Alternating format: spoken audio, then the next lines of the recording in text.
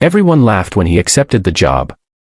It was the kind of work people avoided, the kind no one wanted to do. Low pay, long hours, no respect. But he didn't have a choice. A single dad with a child depending on him can't afford pride. So he said yes. What no one knew was that this one decision, the job everyone rejected, would change his life in a way no one could have imagined. Stay till the end, because sometimes the worst opportunity becomes the greatest turning point.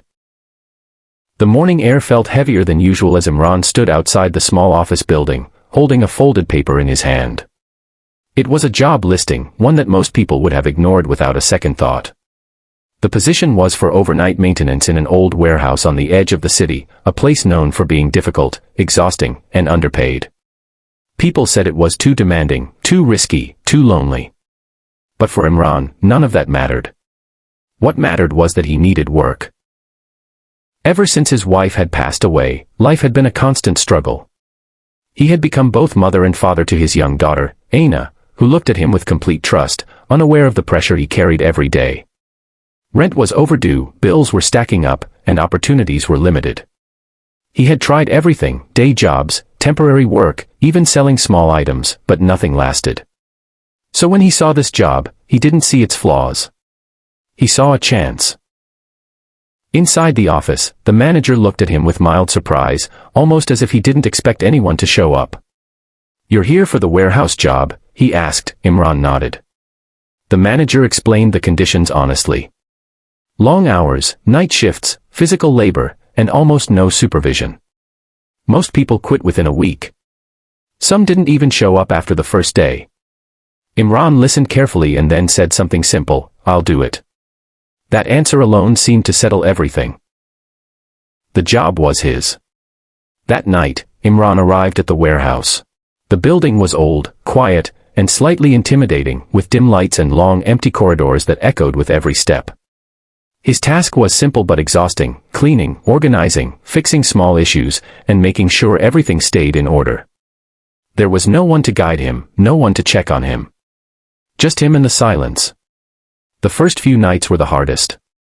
His body ached, his hands grew rough, and the loneliness made every hour feel longer. But every time he felt like giving up, he thought of Aina.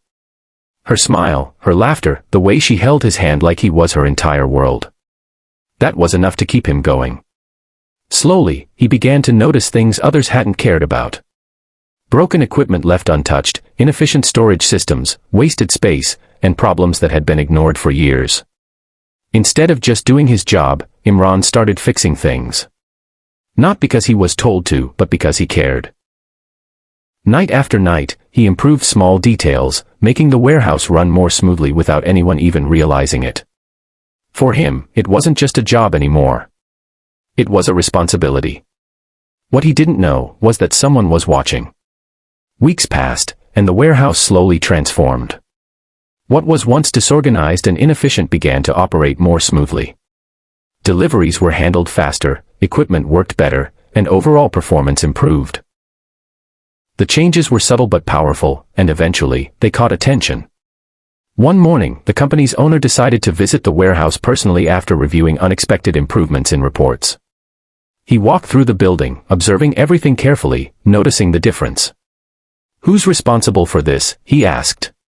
The manager hesitated before answering. "There's a night worker." Imran. That evening, Imran was called into the office.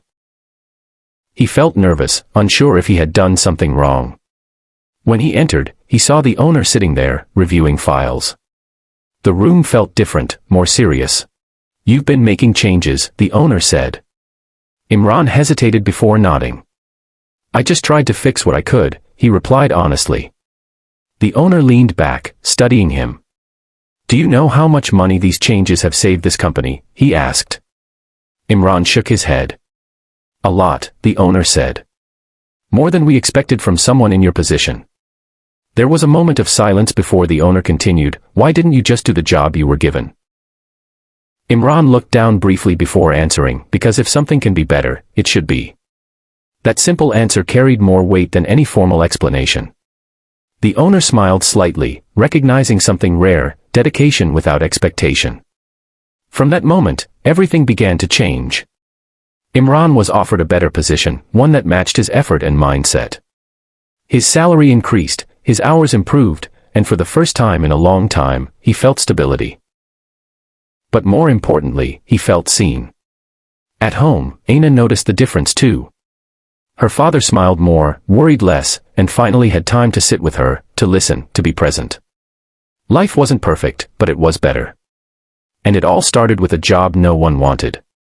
Months later, as Imran walked through the same warehouse, now brighter and more organized, he realized something important. Sometimes, the opportunities we avoid are the ones that hold the greatest potential. Sometimes, the hardest paths lead to the best outcomes. And sometimes, all it takes is one decision, to keep going when everything tells you to stop.